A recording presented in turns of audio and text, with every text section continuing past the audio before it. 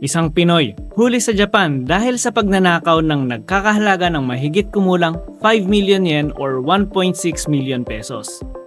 Kita sa kamera ang mukha ng ating kababayan na Pinoy na suspect daw sa pagnanakaw at iba pang krimen sa Tokyo. Medyo kakaiba daw ang paraan niya sa pagnanakaw.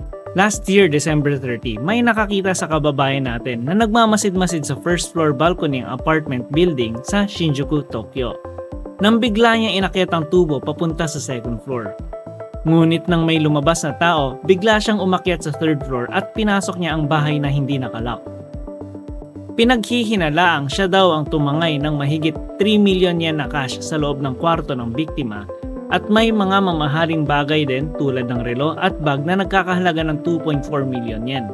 Umamin naman ang ating kababayan nang kinustyan siya ng mga pulis at sinabi niyang nalulung lang daw siya sa sugal kaya naubos ang kanyang pera at kinailangan niyang magnakaw. Ilang taon nang nakalipas nang nanirahan siya sa apartment building na ninakawan niya kaya alam niya ang pasikot-sikot ng building at mga taong nakatira dito. May kaso din na nanakawan ng 2 million yen sa same apartment building na to kaya pinaghihinalaan na siya din ang may gawa nito.